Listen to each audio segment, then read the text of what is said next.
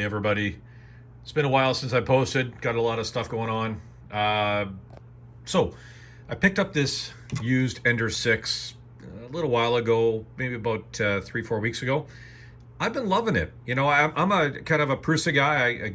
I got an order in for the Prusa XL, but I thought, hey, let's try this. It came up on a local for sale site, and I thought, well, okay, let's give it a shot. It's supposed to be pretty good. A few things I've done. I've relocated the extruder up here, shortened the Bowden tube because there was a ton of issues. I uploaded the Insanity Automation firmware, which gives me a whole bunch of other things. But where this is going to live, I don't have a whole lot of height. And the normal tube that it came with is just this cruddy piece of flexible tubing. And it worked. I printed off some stability things because it was sitting on the side and the wires are just kind of torqued over. There's a couple kinks in some that I found, so I fixed that up, but this is too high. It's going to rub. So I've opted to look at a cable chain. Went on Thingiverse, found some files, kind of modded them together. I smooshed this one and this one together from a cable chain. I found this printable cable chain and I realized, well, I don't need all that stuff on the back because it's not sitting on anything. It's just going to hang up in the air. So reprinted it like this, a little bit shorter, a little flatter, just so it a little bit lighter. And this is some PETG, but it's pretty slippery stuff. I don't know, it's a little slower melting. I think it's got a little PLA in it or something. Anyways, it's pretty darn good. And this is pretty light. So I'm going to get everything set up. I've got the initial wire routed here. I've got a similar little component here. Again, I sort of sliced in or combined the first link with this, added a little slot so I could get this in without having to take the whole hot end apart. All the wires are off, so I'm going to feed it all in. The neat thing also about the cable chain that I have is that it's open, except you can close it in with these little clips that you just got to print off. And they work pretty good. So I'm going to get a few things together. I'll bring you along as I'm working on this and show you my little updates. But my Prusa has been making parts for my Ender 6. And I got to say that this thing, I'll have to show you at some point in time. Well, I'll show you one of them. Oh boy. Okay, that's like a 6-foot long Tyrannosaurus Rex. So I did the Stegosaurus like that. I got a few more parts, a couple ribs to print off. So once this is all done, I'm going to test some ribs on this guy and see how that goes. Eventually there's going to be a top to it. You guys know what you would do to these things. So let me work on it. I'll get back to you. Okay, just a little quick interesting tidbit here.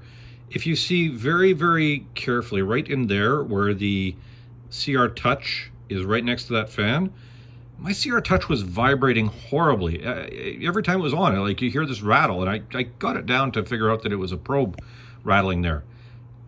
I didn't realize it, but whoever installed it, that CR Touch was touching the fan. So no wonder the vibrations were kind of transferred into the fan. So I took a razor blade and very carefully just shaved that down a little bit. So now at least there's a 0.5 millimeter or a millimeter of space there. So I don't know, maybe that'll help that part, but I'm coming along nicely. We have all the major wires in through here. The reason I'm farting around with the CR Touch is I have to get the wire across and then get that in there. It's just a bit of a pain in the patootie. So that's coming along really good. These are all hopefully going to be long enough. I'm hoping it's okay. I'll have to do some homing and make sure that these aren't under a lot of tension. It looks like it's going to be tight, so I don't know what I can do to fix that, if I need to lengthen out some wires, or I'm also considering just getting a Hemera XL or XS, extra small, and replacing this guy with a direct drive extruder. I know they make a plate for the regular Hemera on Thingiverse somewhere. Somebody came up with an idea, so I don't know. If you have any thoughts, throw them down in the comments.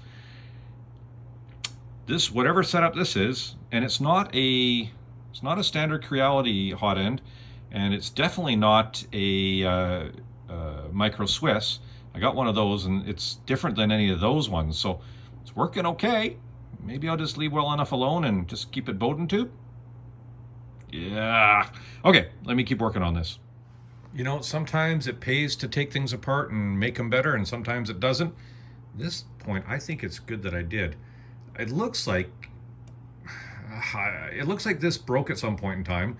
They just stripped it back and basically just twisted them together, threw a blob of solder on there, and no heat shrink. It was under a piece of duct tape. People, if you are gonna fix up something electronic, just do it right. A little bit of heat shrink, solder it properly, add a little bit extra in there. I guess it's off to the shop to cut this out and put an extra piece in. While I'm there, I think I might just extend both these wires here. Whoa. Okay. I'll be back. And I'll show you how I fix it. So, bye. Okay, I think that looks a little bit better. I got some heat shrink ready to go. I got some servo wire in there. I've given it enough length that it'll be long enough. Each of the wires is nicely intertwined, plus soldered. It ain't going nowhere. Fantastic. All nicely heat shrinked right up there. Let's go install this and make sure it all works properly now. That's going to be a lot better than doubled back, spiky bits of metal and solder hanging out, covered with duct tape. Okay, I have all the wires routed. I think there's just enough length in the wires. Oh man, that heater wire is pretty tight there. It's got a little bit of a, I've tried to do it as gently as I can through here. There's enough clips on there that I'm pretty confident it's good. I'm hoping that 90% of the range is going to be a lot smaller than, you know, all the way fully out to the corner there. So I'm going to do some testing there. Let's see how that goes.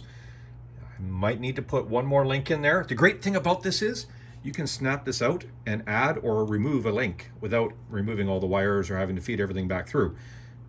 That makes it really awesome. Worst case scenario, I'm going to be cutting some wires here, getting the soldering station down here, and adding some length into some of these guys. You know, the thermistor, I'm a little nervous about. The end stops and the fans, not so worried about. It's just that thermistor and the heater wire. Okay. All right, so there's a couple things. Number one, I had to add one link in there. It was just a little too tight when it came to the very front corner up here where it does the purge line. So we got an extra one in there, and I really think I just got barely enough. Like, nothing's under strain. It's not fantastic, but it's okay. I might even see if I can move that. I wonder if that board will come up a little bit. I don't know. The bigger thing is that now my little CR Touch doesn't vibrate. That's reduced some noise. I'm happy about that. Works pretty good. Let's set this to 0. There we go. We're going to set it to 0, so moves all the way over there. Perfect. Let's set the other one to 0. Moves all the way to the front. Again, it's at its motion, but there's still some flex in it. It's not pulling tight. And let's go all the way to, I think it's 260.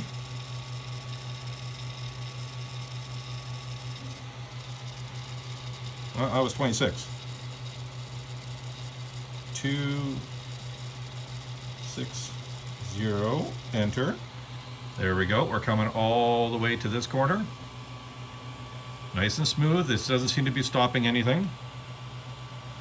And let's do the final one. 260.